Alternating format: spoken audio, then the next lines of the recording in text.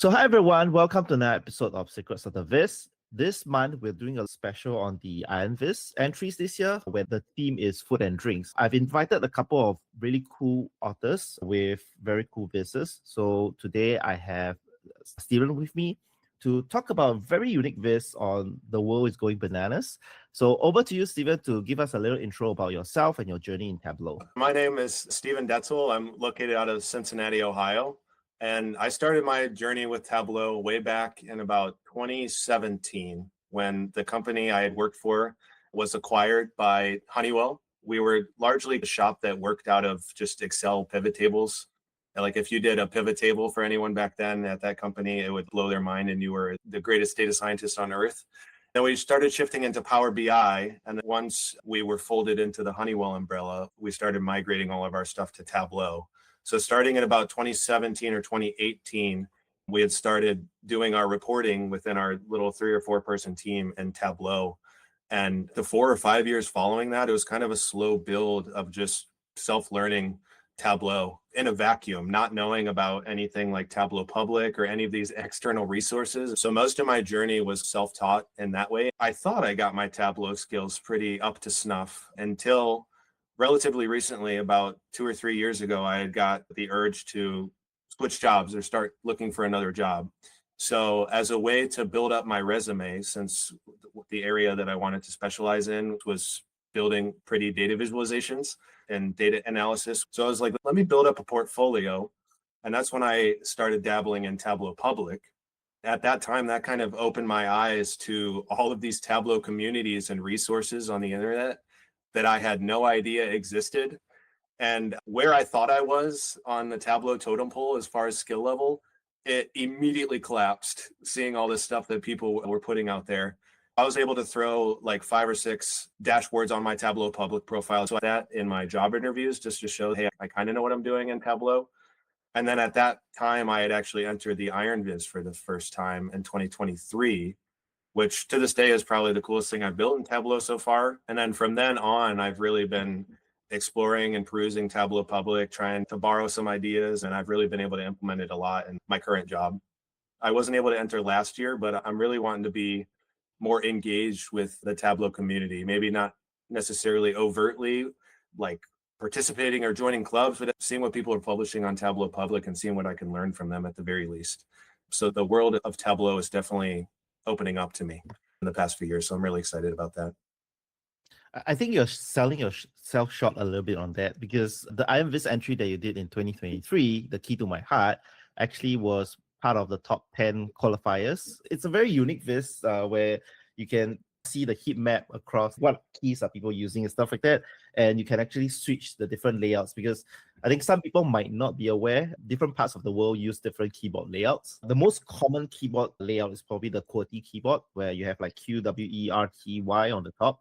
But there are other areas in the world where they use a totally different one. So that was really interesting. Back then, I wasn't doing this podcast. If not, I would have invited you to talk about that as well. But here we are, not too late, to talk about your 2025 entry, which is very, very interesting. When I first saw it, it really caught my eye because like bananas is something that is a very common food. Many people probably wouldn't bat an eyelid on what goes behind the production of bananas, but your viz dives deep into it, showing where they are being grown, where they're being imported and exported, the versatility of bananas, how the ripeness affects the sugar, the dietary fiber and starch, the nutritional breakdown and the affordability of bananas. And it's a lot to unpack in a viz. So tell us a little bit how this inspiration came about to do this viz on bananas. Yeah, so it was really a struggle to figure out what I wanted to do with this theme. I have a 2.5-year-old son, and we're really focusing on improving and making sure he's eating whole foods and having a good diet. Lately, he's been having some tummy issues. And part of that, the doctor's wanting us to feed him like various foods of different colors. It's called Eat the Rainbow, which was my first idea for a visualization, which was going to deep dive into the nutritional content of all the different colors of food. And I was really excited about that because it was close to my heart because we're doing that with my son. But there was really not that much data on the actual nutrients that make up what is important for the colors of the different produce. So that kind of fell apart. Then I was kind of stewing on any ideas, and I was almost like, oh, I might not even be able to enter this year. That was my only idea. Um, but my son also eats a ton of bananas. So one day I was like, oh man, I could do something on bananas, because I had always had this personal curiosity of how the heck bananas are so cheap, where they're not grown anywhere in the continental United States. It's a completely foreign fruit to us. Yet I can walk down to my grocery store and buy one for 20 cents. And that always blew my mind, like how that could possibly be. That kind of led me into wanting to explore this personal curiosity of mine, because everyone knows bananas. You could go anywhere in the world, everyone knows what a banana is. And that's kind of the inspiration for this visualization. Oh, that's fun. I think many people go through different topics, but most of the time you get inspiration from people around you. And in your case, your 2.5-year-old son. Tell us a little bit on how the data collection went, because your data sources, there's quite a bit of there. So I figured that data cleaning is a nightmare for you. Yeah, and I'm not meaning to be a glass half empty about this year's entry, because there are lots of part of it that I am happy about and proud of. But one of the struggles with this visualization is I came into this with an open mind and I was curious about everything banana. So it basically turned into a giant dissertation about everything you could possibly want to know about bananas. I wanted to cram into this dashboard. It was nice that a lot of the data sets didn't really need to talk to each other. So if you were to open up my dashboard, it's just each individual data source per tab, basically. But there's some really cool data sources specifically around the import and export of banana production put out by the United Nations that I was able to tap into, and it was relatively clean.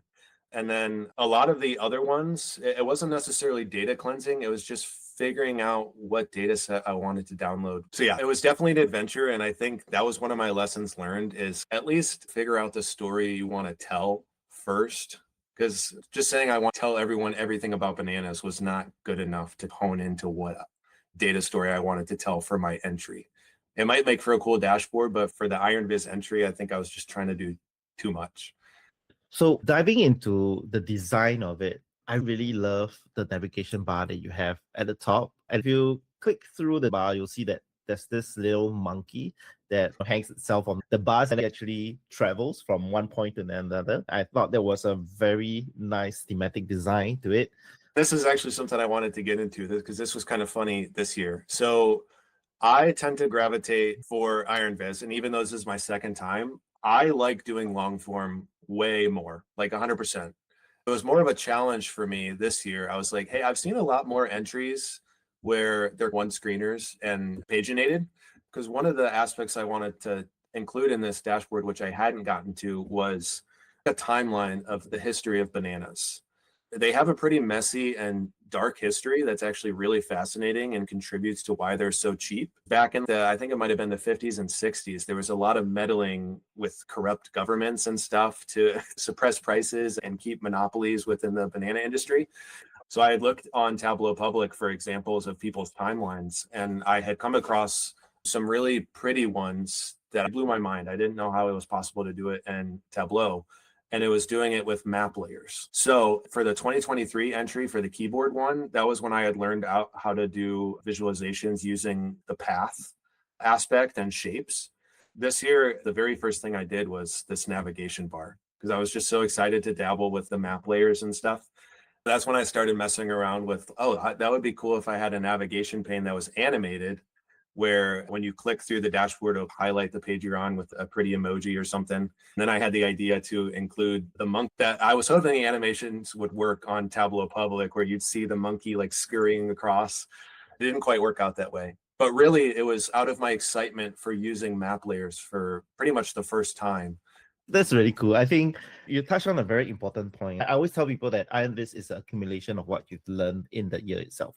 Even for me, my entry this year was all about trigonometry and map layers, which I had struggled with. I think map layers have recently came back in resurgence. I can't remember which version exactly it was, but nobody was really using it for what it was meant to do. And probably like last year or 2 years back, people started to use map layers in very innovative ways. Like you said, yours is a perfect example of how innovative people can get. And I love how you built that structure and how you were excited about the whole technique that you wanted to try it out. The monkeys positioning that probably took quite a while, right? Yeah. Yeah, it was just trial and error. I'd punch it and then I'd have to punch it up a few more decimals and punch it down. My calculations are really ugly if you actually download the workbook because I have the monkey in two different positions. One, it's like hanging, waiting for you to click, and the other one, it's scurrying across. So then like the XY coordinates of those different shapes have a different center points. And I'm like down to the wire trying to get my entry done. And I'm like messing with these little monkeys. And I'm like, what am I doing to myself? Did that take the longest time to finesse out of the entire viz? It took longer than it should have. And I'm a perfectionist, so I tortured myself by after the deadline, which I was making edits to it like 15 minutes before the deadline because some stuff like wasn't rendering properly and stuff. At that time, I didn't feel like I spent too much time on the monkeys. But when I was actually fixing critical pieces of my dashboard, I was like, why did I spend so much time on the dang monkeys? But I'm really happy with how they came out because it captured the essence that I wanted with this, where it's like bananas are fun. This is like a fun exploration of a fun fruit that everyone knows and love. Because you do have a lot of floating elements in your viz. One of the troubles that people have is the floating positions on your desktop doesn't really translate the exact same on public. So even after you publish, you still have to shift pixels a little bit. And I do realize that you have like not just monkeys in your navigation bar, like throughout your viz, as you scroll through like the different pages, you have little monkeys sitting on top of the bar chart, hanging through the separator line, stuff like that, which is really, really fun. This injects a little bit of quirkiness to the viz, and I absolutely love that. I did really like two of your charts in this viz. One of it is the versatility of bananas, where you go through the different ripeness of bananas, and you have a bar chart and a stack bar chart within it, just to show like the breakdown of sucrose, glucose, and fructose. I thought this was really ingenious because you showed one version of the bar chart and one level deeper. The other one that I really liked was the scatter plot, there you had all the different fruits. I imagine mapping all the fruit icons to the different shapes probably took quite a while as well. Yeah, for sure. I had found a free resource for these fruit icons back when I wanted to do that original visualization that I had talked about at the top of this call, which was the Eat the Rainbow. So it's going to be an exploration very similar to this nutrition tab, where it was going to compare all the different fruits. And if you were to say that purple fruits were better for your digestive system or something like that, the visualization was meant to expose that, oh, hey, I see all these purple fruits are clustered as like the best for this specific nutrient. So I was like, oh, I can incorporate some of my ideas, even though I'm not doing the Eat the Rainbow entry. But yeah, mapping these was not fun. That was another thing where I'm like editing crucial pieces of my dashboard again. And I'm like, did I really need to map all of those fruit? Maybe I could have done a few, but I'm happy with how it turned out. Even though you have to squint your eyes a little bit on the scatter plot, I still think it's kind of fun to see that the banana is really the king of some of these nutrients. Which of the charts gave you the most trouble? The most trouble.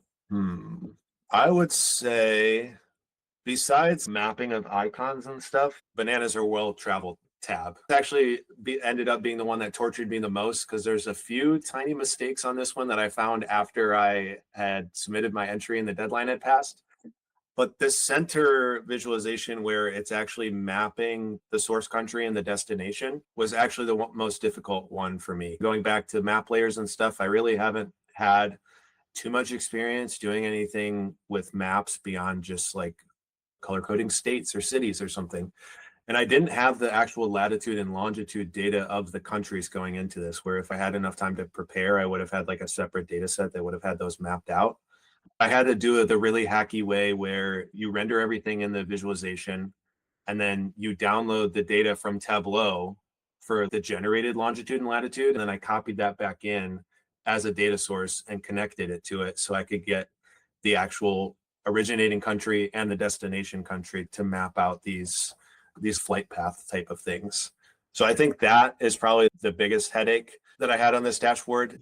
I think you should really be proud of what you have done, even though it's not the perfect viz that you had in mind, this is a very solid piece. I really enjoyed going through the visualization, learning more about bananas, how it came from, where it's going to, the nutritional values of bananas compared with other fruits and stuff like that.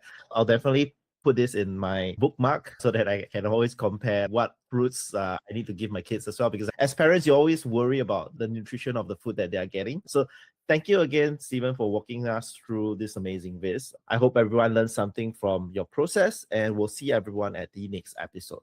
Thank you.